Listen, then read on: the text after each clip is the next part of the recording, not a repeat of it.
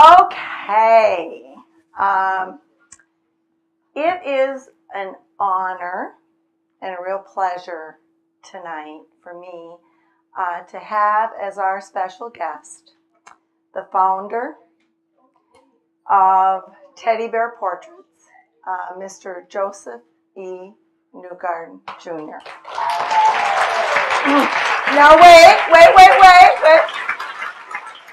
For those of you that don't know, and he's going to be accompanied in, Mr. Newgarden has done this as a special gift to you all. Those of you that know, Mr. Newgarden knows he does not speak in public. And as a special gift to you, he has agreed to come tonight. Allow me to ask questions. You'll be able to put any of yours. We're going to be videoing it live for all of our new employees that are to join Teddy Bear in years to come. So they can hear the founder of Teddy Bear Portraits, Mr. Joseph E. Newgarden Jr.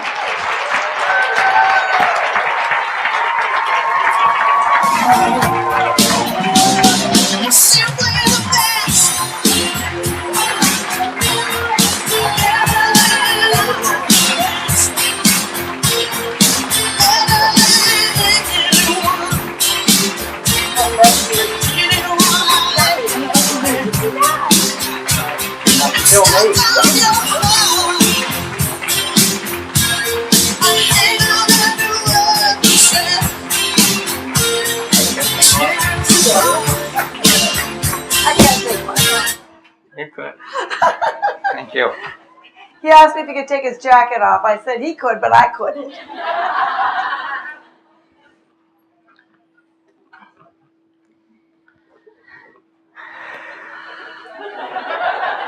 Just as comfortable as your living room, right? I gotta go. Come here. We are so honored tonight to have you with us. All of our bookers from the nation are here this week, as well as our home office staff. And so as I told them right before you came in, you agreed, let's just sit and chat with us and talk to us about the company. I've got a zillion questions, but I've got about 13 here. Good. And so we just want to listen to you. We just want to listen to you about the history of the company. And that means a lot to us. So why don't we start? This is a softball question. Explain the history of the company, starting with your dad, kind of coming forward. I don't know how many of you know the full story. No, definitely there's some of you that do. But right after the Second World War, my dad was working as a salesman selling magazines. And he was manager of 8 or 10 people. And I was going to school, coming home, working in a bowling alley at night. So one day he came home with one of his men that worked with him. He had an enlarger under his arm, and his friend had a camera under his. And he said, "Joe, we're in the photography business." At that time, we lived in a sort of a tenement type home in the ground floor. And this fellow that my dad brought home was an alcoholic, but my gosh, even to this day, with all the photographers that you've seen and that I've seen, I've never seen one that had a touch for taking children's portraits. He was a whiz. He really was something. I can't imagine what he would have been had he been sober. But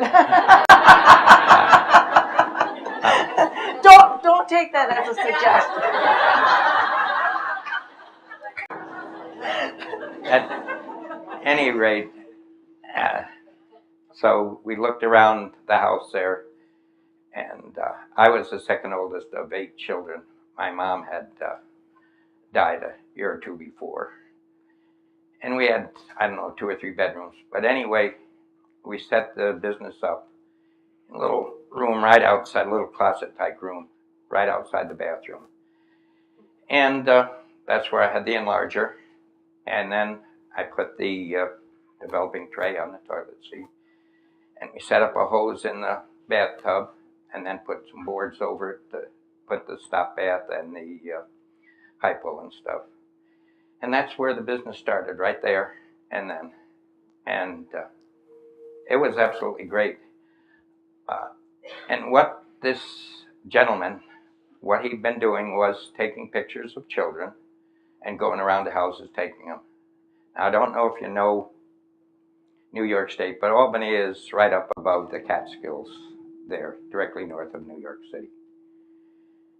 And what they did, what they used to call it, because they're taking kids, they'd go to houses, knock on the door, they'd look for a little tricycle or any laundry or stuff with show that the people had kids.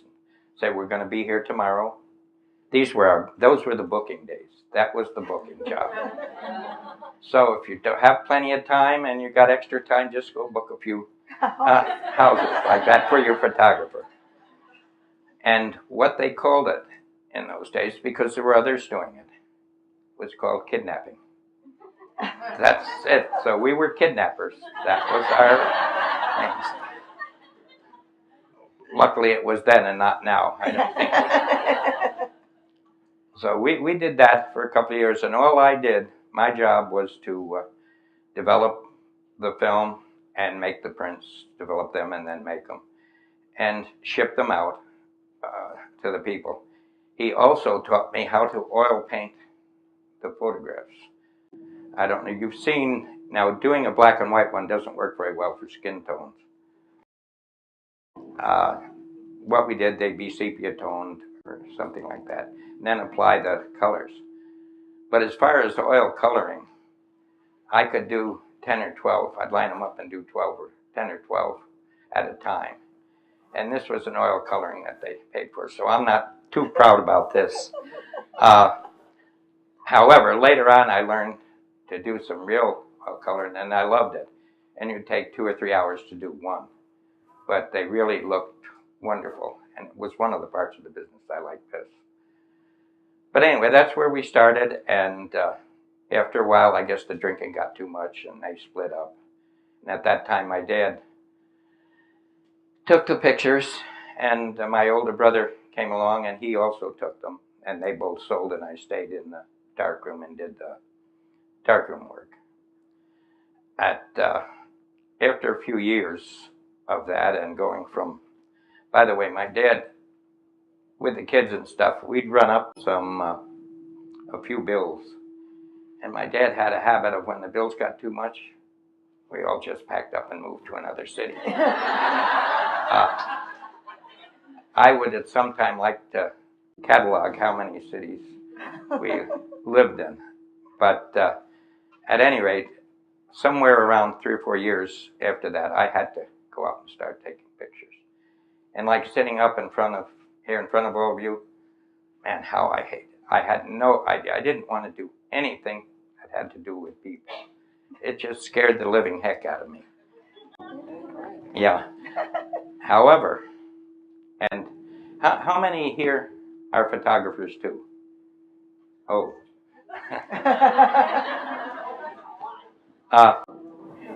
Anyway, once I started, it changed my whole personality. I no longer was afraid to go and take the pictures. I felt like a king. I hope all of you that take pictures have the same feeling I had. And I still have it to this day in certain areas. I feel I was the best children's photographer there ever was. Okay.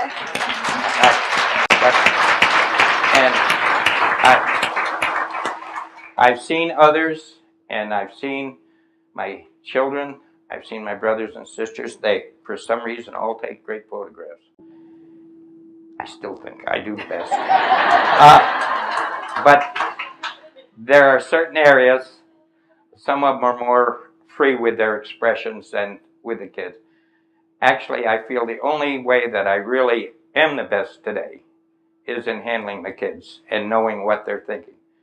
So I thought, more than a child photographer, I was a child psychologist. And I loved it. It was great. And I hope all of you that photograph work very hard. How does it feel when you miss a kid and you can't get him or her? And it just couldn't happen to me. If it happened more than once or twice a year, and I'm really telling you that, it would make me sick. I would find a way to do it. And I would question all of you to see what makes the kids tick. And that's pretty hard. The biggest thing, and I think the photographers here will agree, we do have to outsmart the little kids.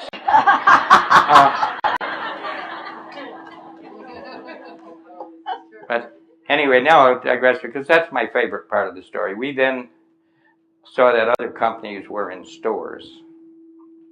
And gosh, where we'd go out and take them in the home, we'd take anywhere from 8 to 10 a day. On a good day, 15 or so. And that's a lot. But in the stores, you could take 30, 40.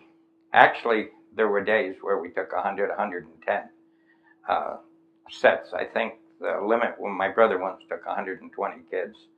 I know in the bigger stores, we worked in the small stores, the small towns. And in the bigger stores, they took even more. Mark, was Mark here today? That's a shame. He worked in the stores, and he took an awful lot of photographs there. And the big companies did that. Our biggest competition was Olin Mills in those days. They've gone way down, but they were the benchmark.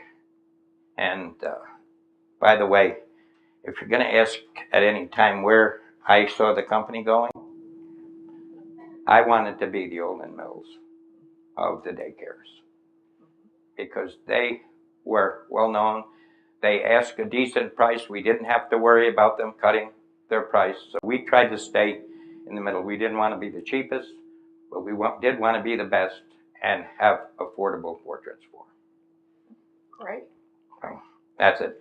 And one thing, the stores, by the way, we worked in the small towns, and I worked in some of the most ungodly places you've ever seen. I've worked in a barn where I set my equipment on the haystacks next to me. I've worked in garages. I've worked in a mortuary where we had the caskets and such. Caskets. I'm also like cars.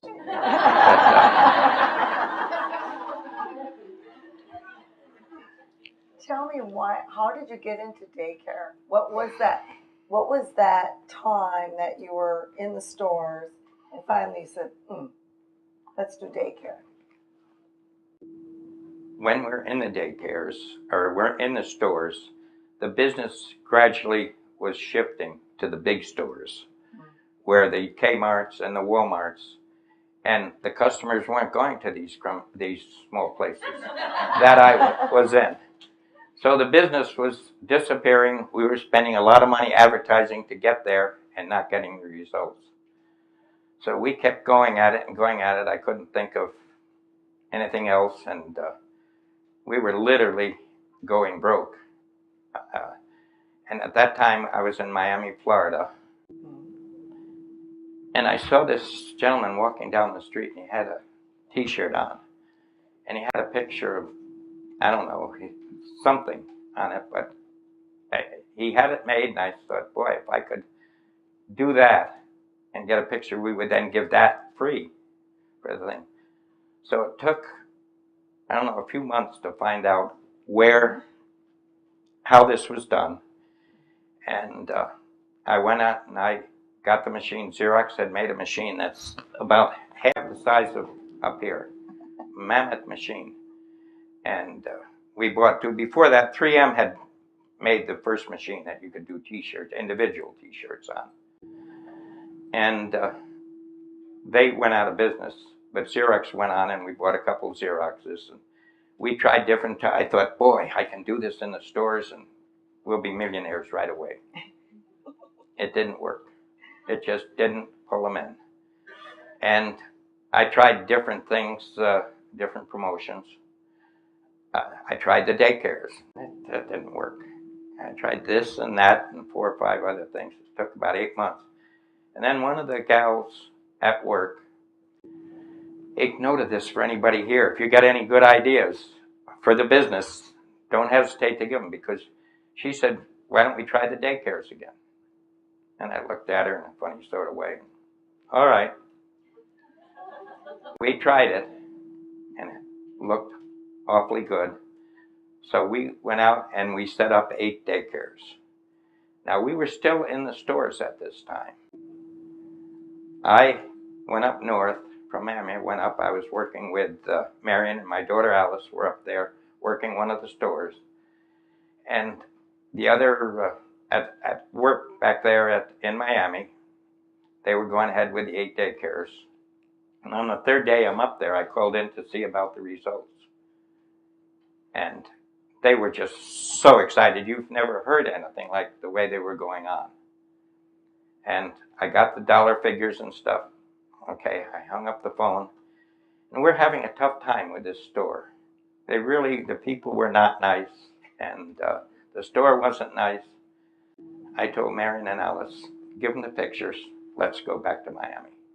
And we stopped the stores right there and went into the daycares. And it was just an uphill from there. It's been wonderful to work in them. One thing about this store is you'd work all day to get 10 sittings, 20 sittings.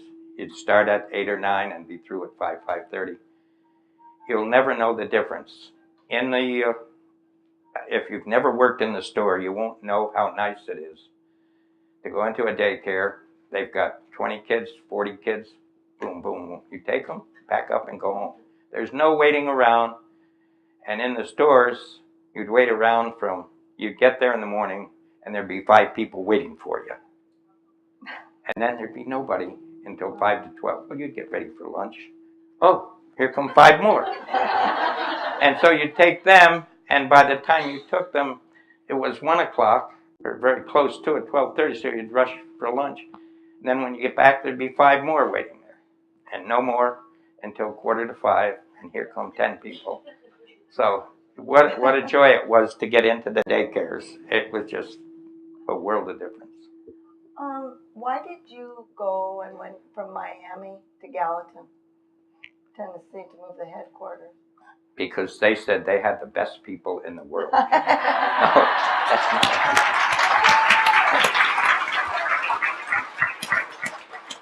But, by the way, I didn't know it at the time, but that's true. We've never had a better bunch of people working with us as we have here in Gallatin. It's just been wonderful. And we made a few mistakes. Let's see. But basically we kept going. And I forgot what the question was. How come you moved it from Miami? How come you came from Miami up to Gallatin for the headquarters?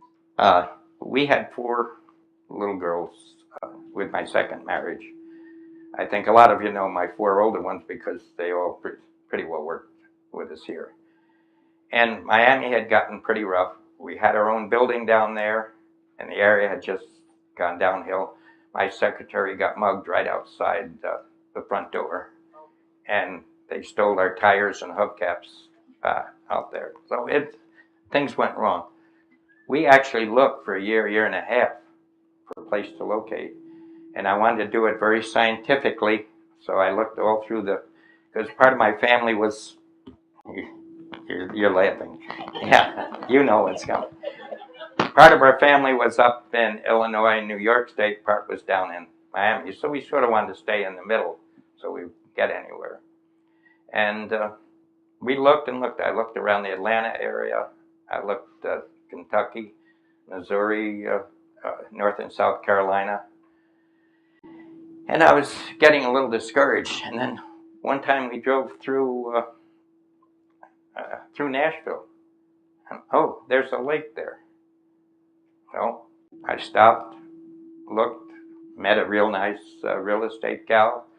My wife and I went to look at probably 10 or 12 houses, found the one that looked right for us. And I said, well, it's not quite right. So we went back to Miami. But I came up alone the next 2 weeks, decided it was right. We bought the house, and then it took 2 months for me to sell the building down in Miami. And when we sold it, have we got time for all this stuff? Yeah. Okay. We got all night. They got their pajamas and their toothbrushes. Okay. When we sold the building down there, they wanted to get possession in 30 days. Now at that time, I think we had 20, 15, 30 cameras. So within 30 days, I had to move the whole business up here and the house. I think we had 3 18-wheelers to bring the stuff up here, plus whatever we had with the household, another one. And we actually did it. And if any of you that have worked in the studio can realize what we went through. We moved from a 10,000 square foot building into a 6,000 square foot, which is what the building was when we first got up here.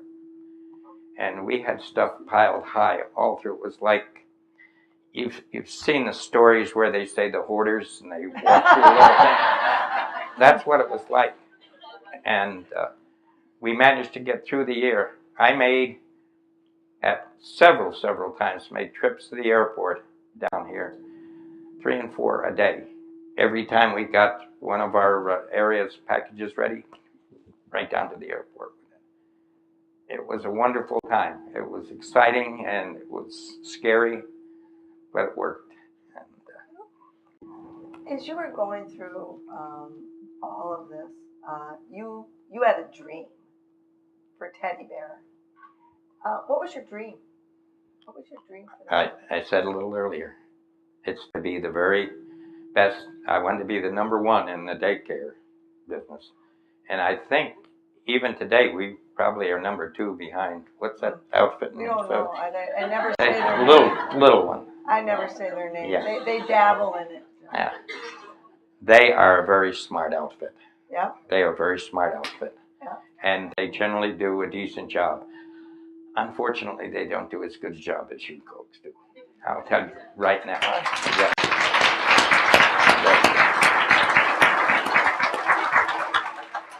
Now, you sold the company in 2008. Why? I got tired of it. There were 2 reasons. The biggest reason was that I think I have gone further with less ability than a lot of people that I know. I really felt that the company, I couldn't keep bringing the company up, and I knew that it should come up. And then we got this offer from Boulder, which was very generous, a very good offer. I mean, I thought things would be good. They would build the company. The whole idea was that they would grow the company. And that's so great. What were the biggest mistakes you made? And what, from your perspective, and what did you learn from them? Okay. Oh, wait. I'll get those after. Okay, mistakes. No. Well, good. My list is short.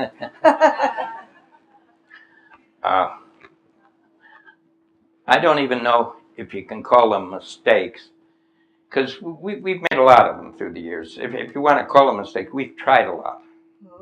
We've tried a lot.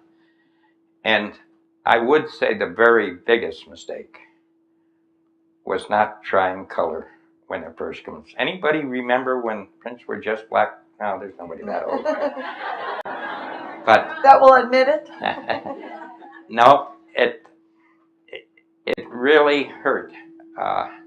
It cost a couple of years of my life not switching to color sooner than I did. I tried to stay in business with the black and white.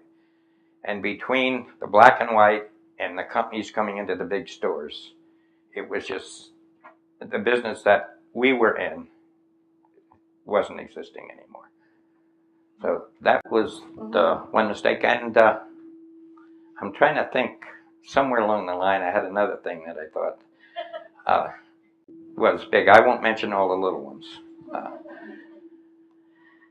I would say early on, not so someone mentioned to me, a friend of mine, that I really didn't know my priorities. And that this was before, actually, it was right after we got to Miami.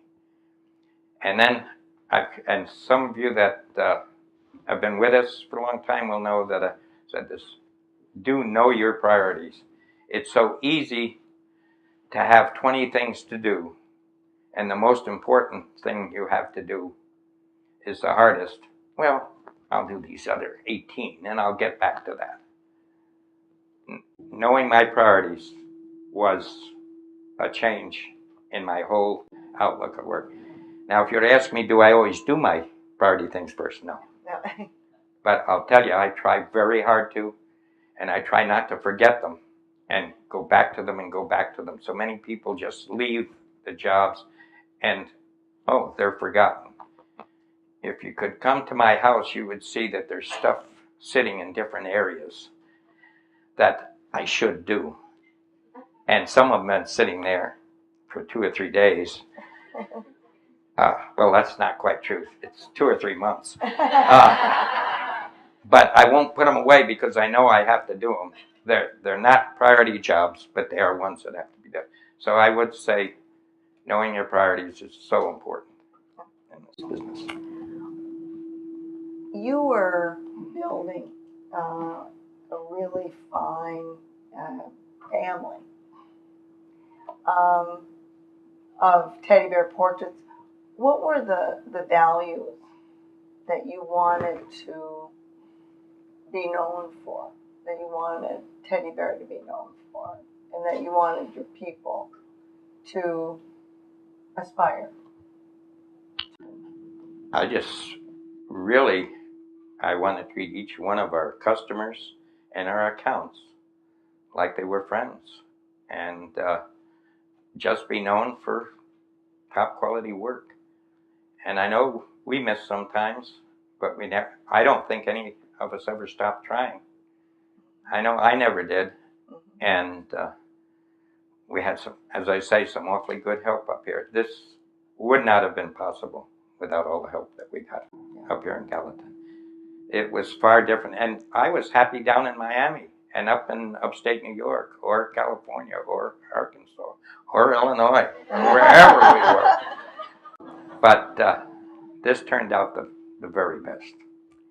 Now, for me, being kind of new, you have a really distinct staffing model. Bookers, shooters, passers. How did that come about? I don't really remember so much. No, seriously, I don't, because we had that in our store promotion. Okay. It wasn't that different.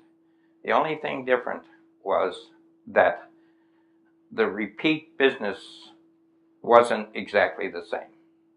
It just wasn't where you had to make friends of the store owner or anything. That sort of just developed once I got into the daycares and I saw what was happening there. But pretty much that was it. It just evolved from the way things were. I'd like to say that I was extremely intelligent to figure it out, but well, we have a room full of people that do booking for a living. What did you see their role as? When you started it, what were the bookers? What did you see? What were they to do? And what did you see? What makes a good booker? someone that gets the bookings. You got it.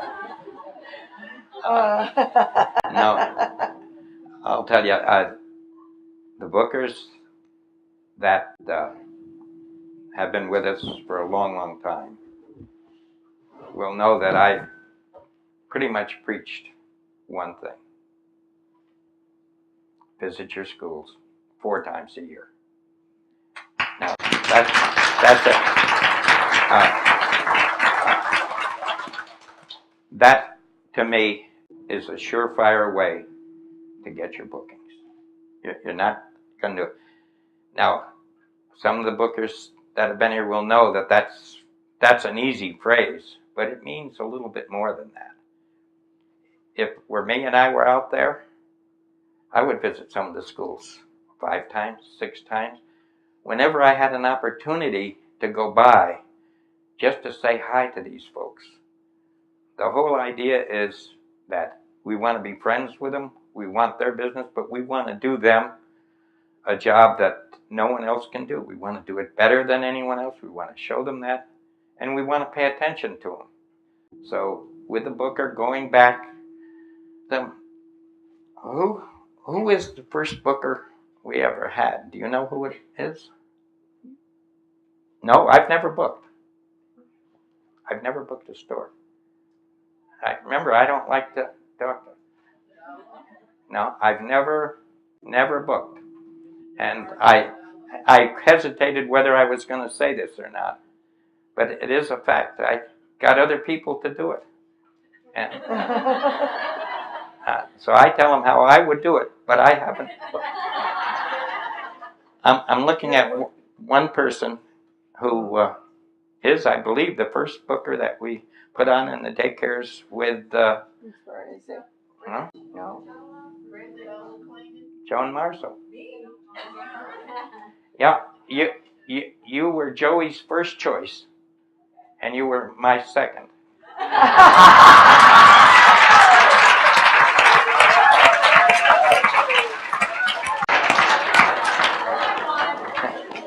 My first choice lasted 2 hours. Right.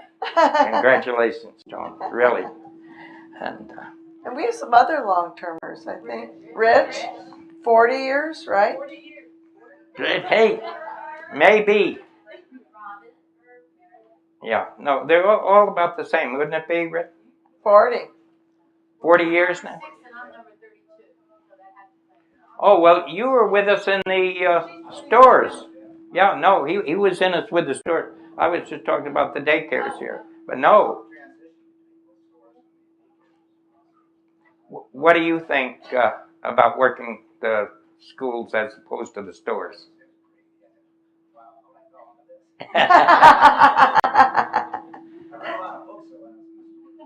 Right. Okay, we get a lot of confusion about who the customer is. From your perspective, as we're out there, we're selling portraits to families, but who is the customer? I don't. Well, what do you mean? I don't know what you. Who's the main customer? Who's the person we've got to sell? The first one is the school. Right. Yeah. Okay. Yeah. I still call them accounts, but without it, the business doesn't exist. And if there is a cornerstone to it, the bookers are the cornerstones. So important. Again, it's hard to say we're important, the photographers aren't important, and the passers aren't important. It's just a matter of who's first. Yeah. Everybody's. Who likes to book behind a photographer that hasn't done their job properly? That's left them with a bad feeling and stuff. How is smoking in the daycares now? What do you find? There's. They have signs that say you can't even bring it in their parking lot. Yeah. Beautiful. Mm-hmm. Yeah, well, we started in. I had a table tennis company down in Miami, and we started no smoking there. This was for the public in 1961, and the poor people that wanted to smoke sure hated me in those days. I'll get off. Go ahead. Yeah, I would have put them really far out. Sorry. Anyway. It's sad. It is sad. It's gone down.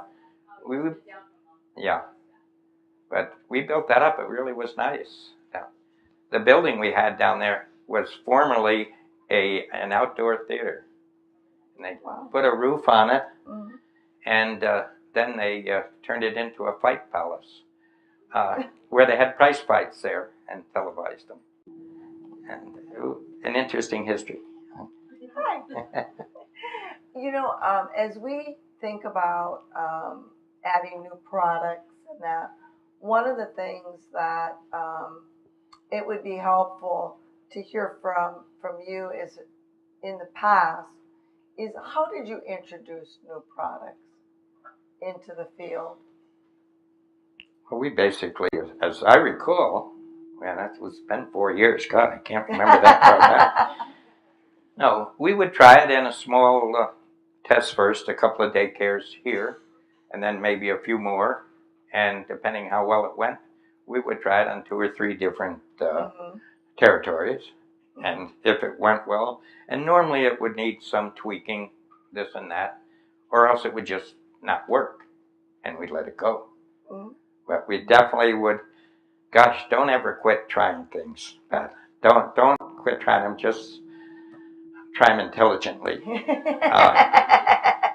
I've got an idea for taking the photographs where we hook the tables up to the ceiling and we put the kids up there. I think if anybody's interested, Floor, ceiling. Gosh. I've been here for 7 months now. What advice do you have? Retire before you're 78. Got a couple of years.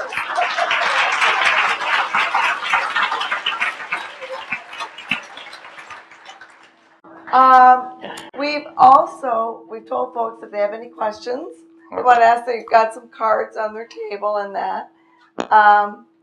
Do we have any other questions? I think we have some back here. So, Ralph, people can help me out here. Because I know they're all really interested.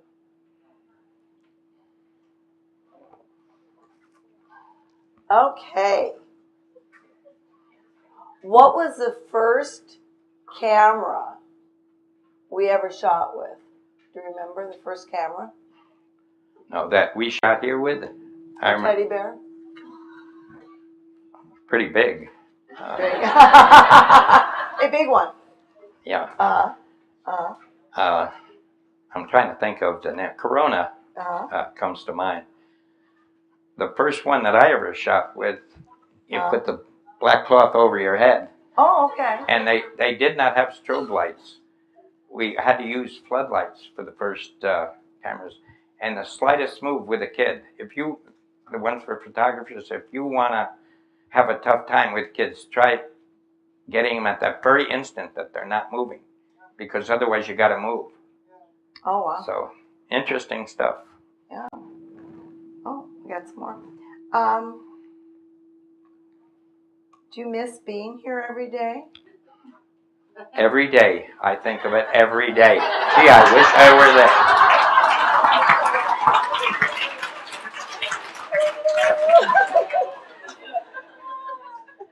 I will say this. I do miss everybody. And I think I miss being king, too. I hate to admit that. He's still king. Yeah. Where did the name Teddy Bear originate? Down in Miami. Uh-huh. My dad was not still in the business. I had bought out his share.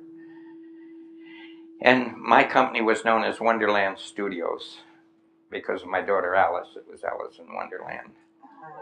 But somehow there were 3 or 4 other Wonderland Studios in the country. Mm-hmm. And I don't remember when I thought about the teddy bear thing. But it was definitely my thought, well, that's cute, it's kidsy, and we'll do that. My dad looked at me and said, you really need a business-like name for it. And he wasn't happy about it at all. So we did keep the Nationwide and to be formal. But that's where the teddy bear came from. Okay. That's interesting. If you could go back in time and tell your 17-year-old self something that would impact your future, what would it be? Don't get married. No, I'm sorry. No. There you go.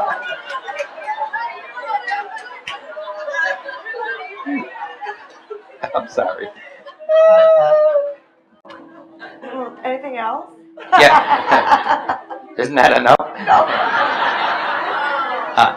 Yes, I would tell myself something, and that would be to do things more timely. Don't expect things to happen. Make things happen yourself. That is the one thing I've actually said to myself. If I could have done that better then. I've done it real well over the last 10, 15 years. But before that, I sort of just went along and let things happen. Make things happen. Yeah. We talked a lot about that today. Are you proud of what the company has become?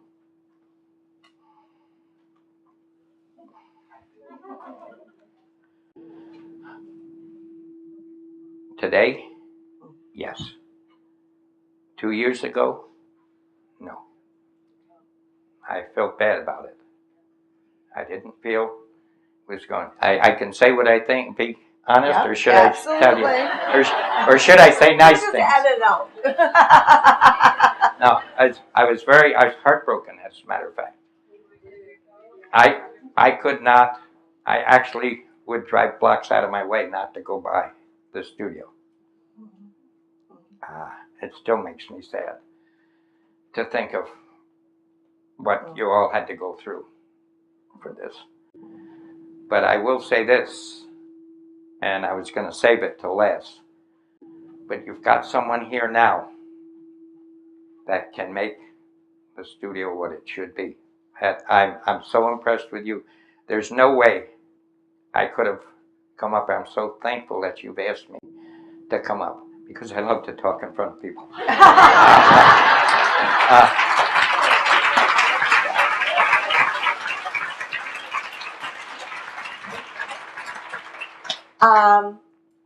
Now we've got a bunch here. Do you miss working in the photography field, just in photography in general?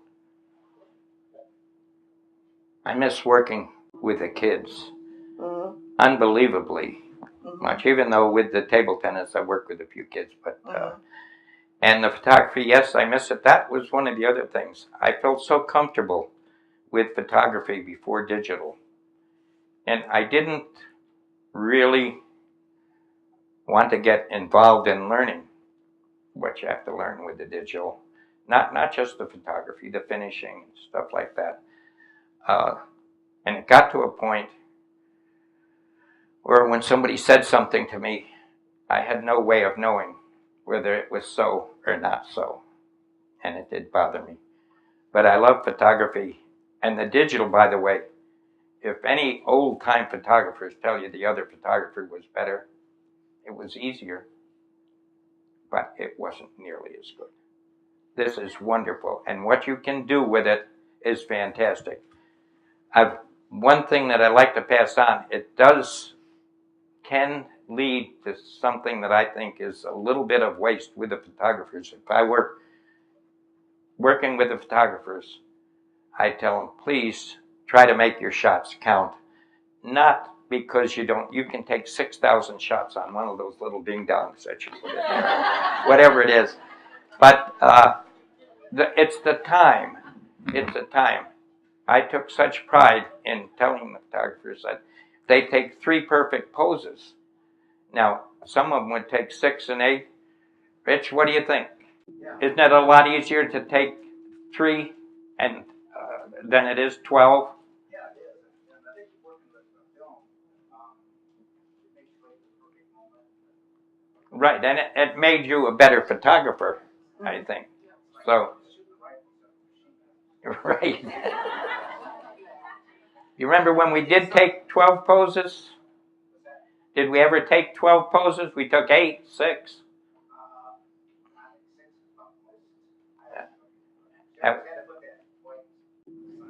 Yeah. At one time, we experimented, and for a year or two, I actually took 12 poses. Oh, wow. And I had the props for the kids, the different ones for the boys, different for the girls. Mm-hmm. And it was one of the experiments that, I don't know, we did well with it. We sold a book with the 12 poses. You might think about it again. Photographers, please. Not yet. Hey, it's fun. You have certain props and stuff. You can do it the same way you do the 3. Bing, bang, bang, bang. It goes. What did you do? What did you do to get an uncooperative child to smile? I gave him a good smack in the butt. Child's like, oh. No.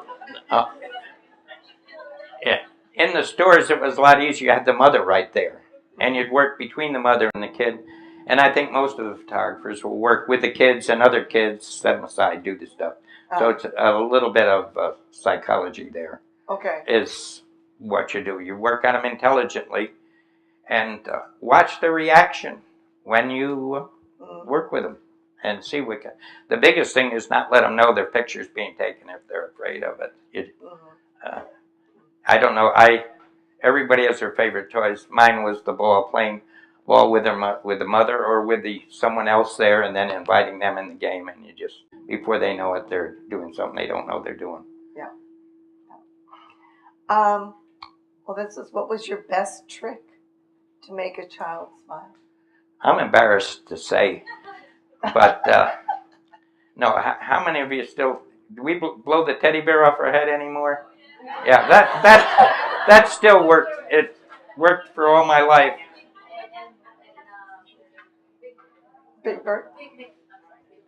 No, I never used that. I actually used a teddy bear, and I think maybe that's where the name came from, because I had used the teddy bear all the time, and a ball, playing ball with them and making them relax. Can I pass on a little bit of a story to anybody here?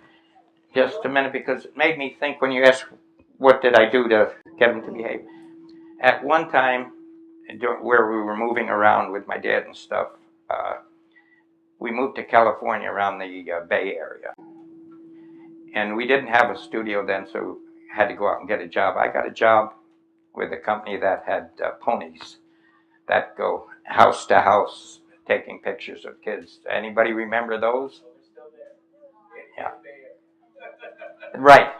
And I did up and down through Berkeley, and that was absolutely the single most fun thing I've ever done.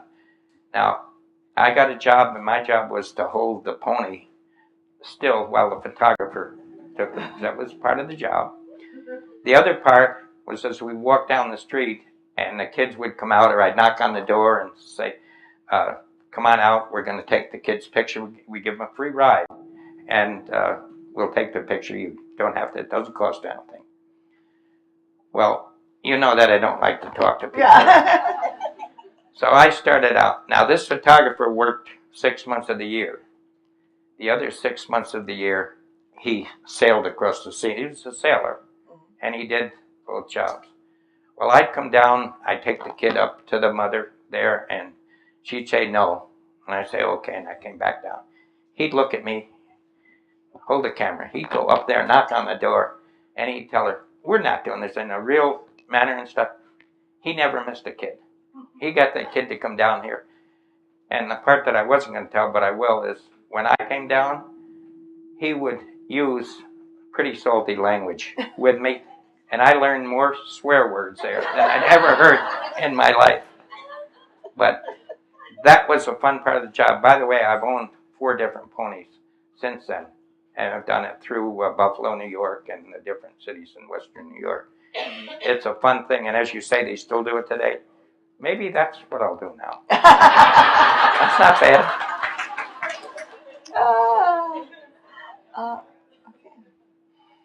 Okay. What is the story about the parties with the pony? Do we have parties with the pony? Maybe they're talking about the part. Who wrote this one?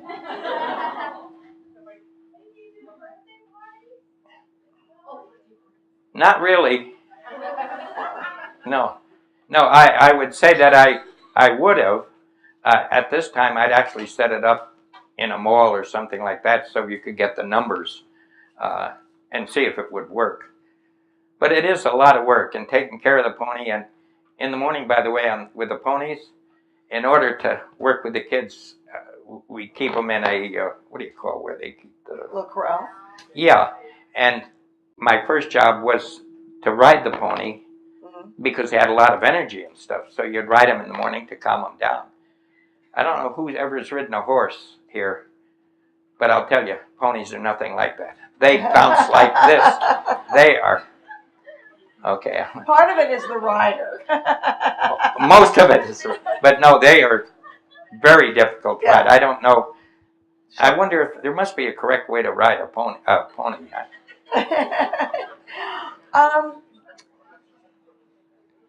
This question is, could you talk about some of your inventions?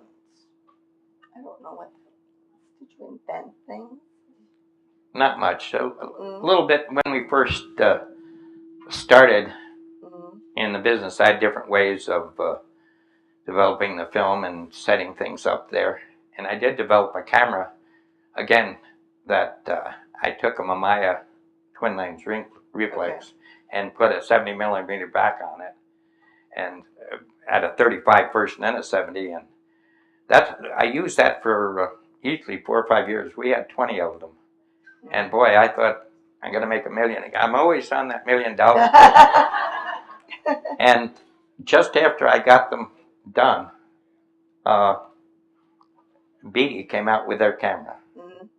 And it really, mine was so compact, and you could just take a picture from here to here. So it was still better, but there was no real commercial value that I saw in it. And then, of course, there's the table tennis robot, which is fantastically successful. What was the actual year that Teddy Bear Nationwide actually started as a company? What year did it actually? Did you actually incorporate it? Anybody know? Was it 40? Was it Miami?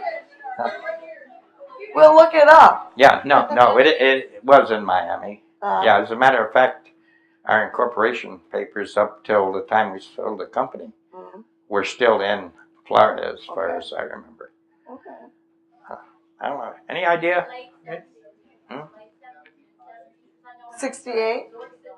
68? Yeah, it was in the 70s. Yeah. Okay. How many children, grandchildren, and great-grandchildren? Yes. Do you have, do you have them all? Count on our fingers. There are 9 children and either 18 or 19 grandkids. So Any great-grands? a couple. Yeah. Okay. They're not doing well. Yeah. We do. I don't know, those of you that aren't local, I don't know if you follow his grandson, who's a NASCAR driver. No. We love reading about him. He's an IndyCar driver.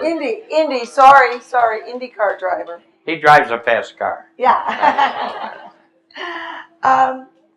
Anything else? Oh, go ahead. No. I have all these pictures when I was little, and they were taken by Wonderland? So I don't know if you were in Illinois.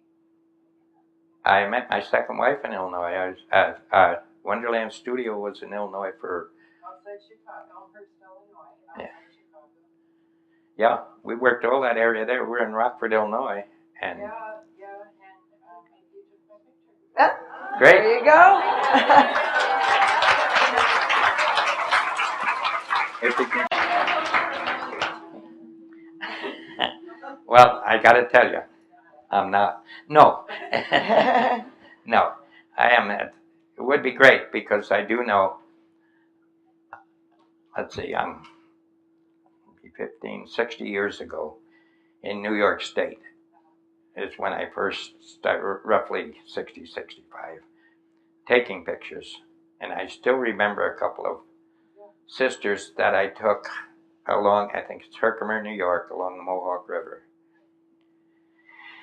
And I think they had multiple sclerosis or something like that. And of all the pictures I've taken, those are some of the ones I took them, and they came out beautifully. And it's funny that I remember them because the parents were so proud of them, and I think they were about 3 years old. I don't know why I brought that up, but anyway. Never know. It's been an honor to have you here tonight. Thank you. I am so pleased that you were able to come share with the team that is really responsible now for the growth and continuation of Teddy Bear. Our dream is that as you look back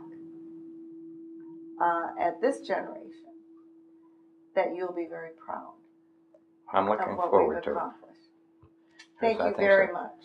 All right, can I say one more thing? I started to say it, and you sort of cut me off. Oh, sorry.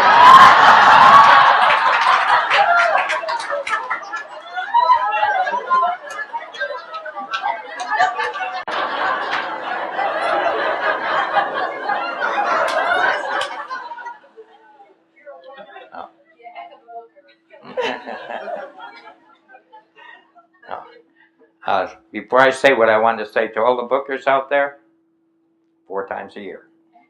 That's, if you talk to anybody that I book, that's all I've said. Anyone you know, when I talk to anyone, that's the secret. If there is a secret, that's it. Now, the other thing I wanted to say, Pat, if there's anyone that can lead the company on, you're the one. I think she's done a terrific job in the 7 months. She's done more good for the company than the past 3.5 years. And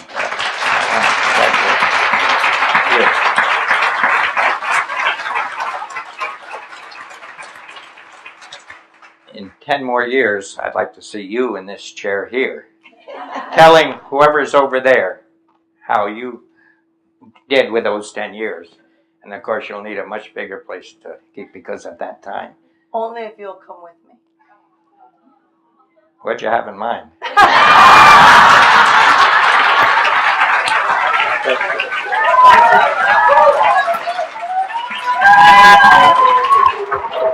you so much. Thank you. It was actually fun.